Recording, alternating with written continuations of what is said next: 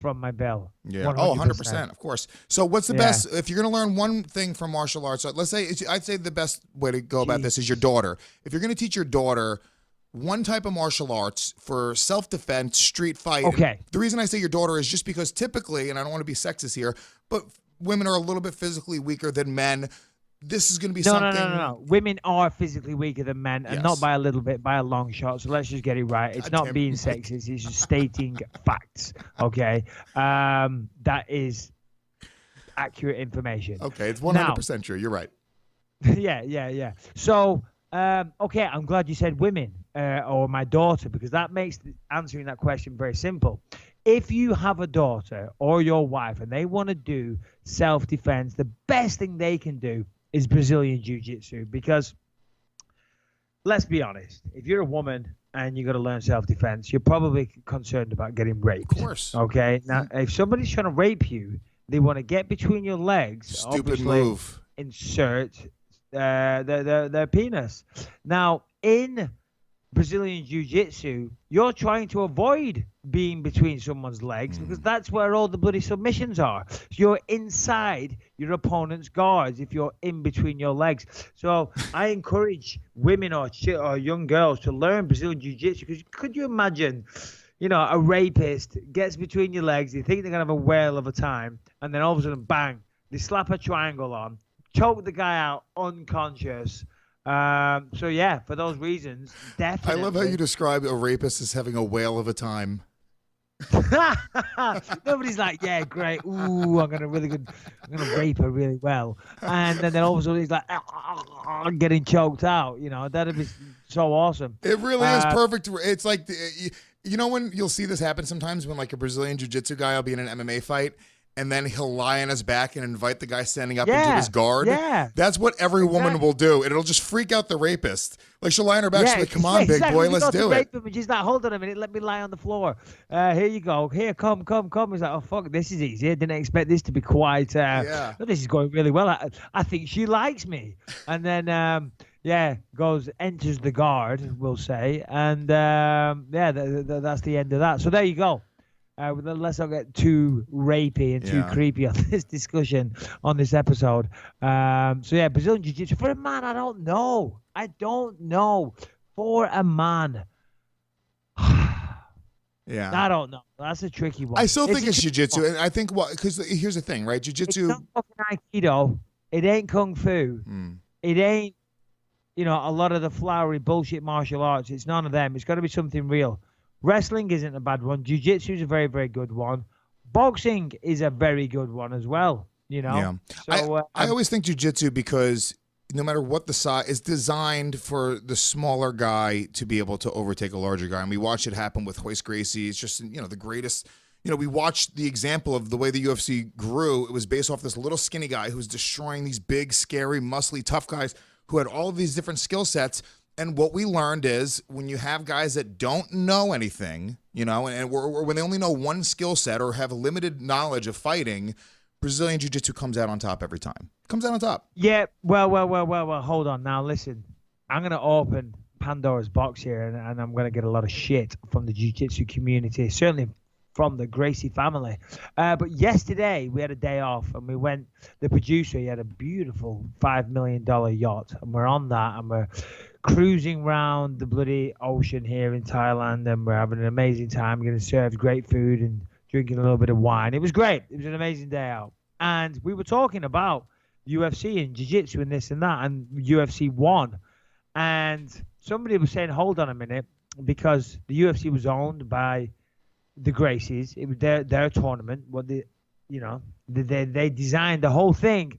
And the whole thing, according to this guy, and it was an interesting take, all the opponents, all the other people were handpicked to make Gracie look good, to make Royce Gracie. All these people that were billed as badasses, but they're all useless, and they're all handpicked because it was supposed to be a vehicle to show everybody how great Brazilian Jiu-Jitsu is. And I was like, oh, that's kind of a controversial thing, but perhaps I've heard that. Perhaps true, I've heard that, anyway, you go on. Well, I've heard that, and I think there is some truth to that. The Gracie family did, famously, they were the ones who came up with the concept, and it was just an advertisement for Gracie Jiu-Jitsu. The famous story is they could have chosen Hickson or any of the big muscly ones that looked fucking badass, but they chose Hoist because he was a little skinnier and a little scrawnier, and it was a better advertisement for Gracie Jiu-Jitsu. There was no Brazilian Jiu-Jitsu schools in 1993 in the United States.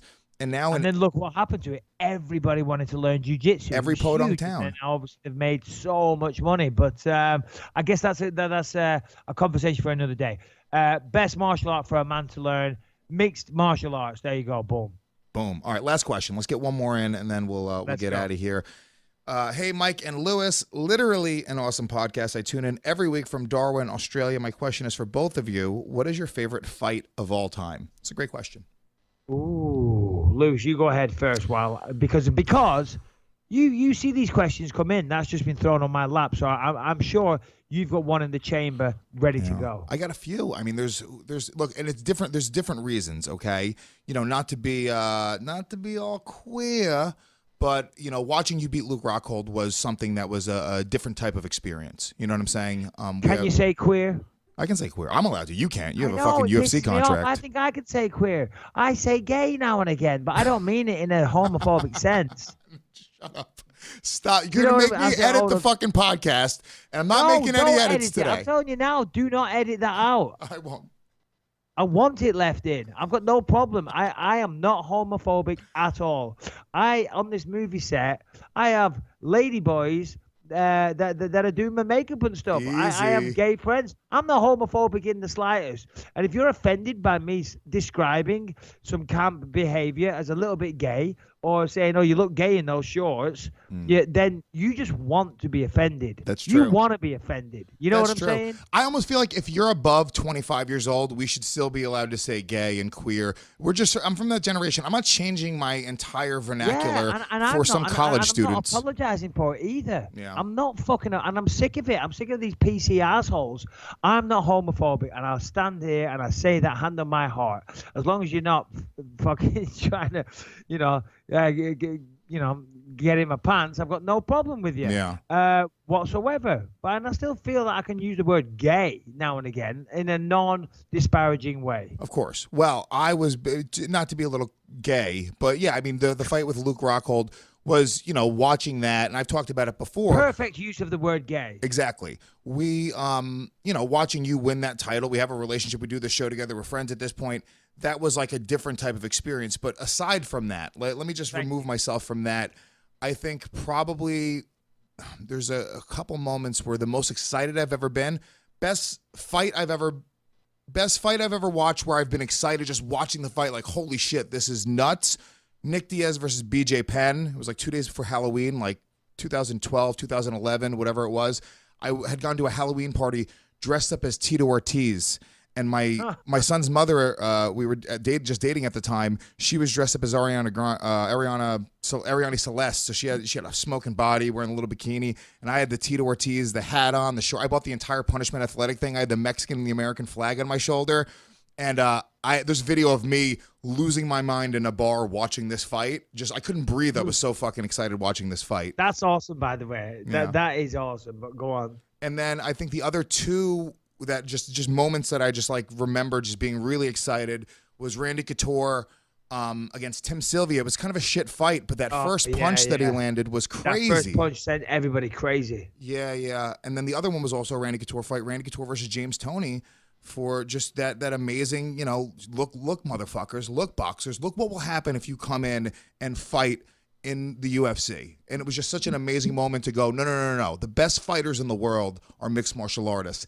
Boxers are the best boxers in the world, and simply that's it. So those are kind of my favorite ones. There's a lot of them.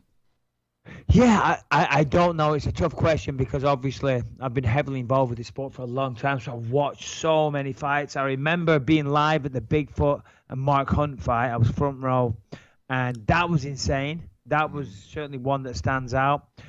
Gustafsson, John Jones. That was awesome. I mean, I don't know. There was so many, and I do apologize to the guy that wrote the question. I do apologize. Thank you for sending it in, but I can't think of one. If I was to pick one crap, it's too hard. It's too hard. I mean, it changes all the time because you see so many great fights. But as of right now, I would say one of the greatest ones that stands out right now would be Mark Hunt, Antonio Silva, because that was just crazy. It was two gigantic guys beating the shit out of each other. You honestly thought that they were both going to run out of steam in the second round. It went all the way to the fifth round. At one point, Hunt was done.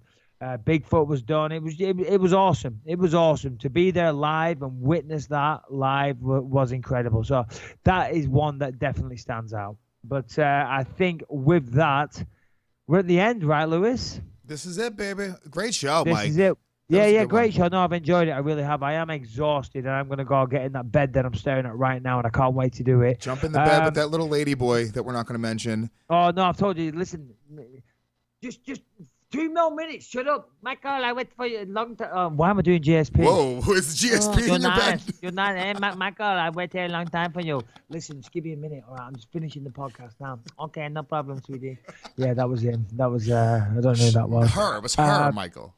Have respect. Pardon me? It was her. It's 2017. Oh, yeah, sorry. So, yeah, I mean, yeah, but what is the correct? Is it Z? I think it's Z. J? No, you said Z, I think. I don't know. There's a lot of them. There's like 20 different terms you could use for it. It's not MF. It's Z, I think. Oh, come on. Hurry up to bed. Listen, I'll be there in a minute, you stupid bitch. Jesus. Fucking hell. Anyway, listen. Next week, I'm going to be in the jungle. I'm going to be in the jungle filming this movie. And in the jungle, I will be wearing a full army regalia, everything, boots, bulletproof vest, everything. So I'm going to be sweating. It's going to be about 120 degrees. It's going to be a nightmare, but believe you me, we'll be coming live from the jungle next week. Thank you for the positive reviews. Thanks for listening. Lewis, you're the man. See you all next week. See you later, guys. Much love.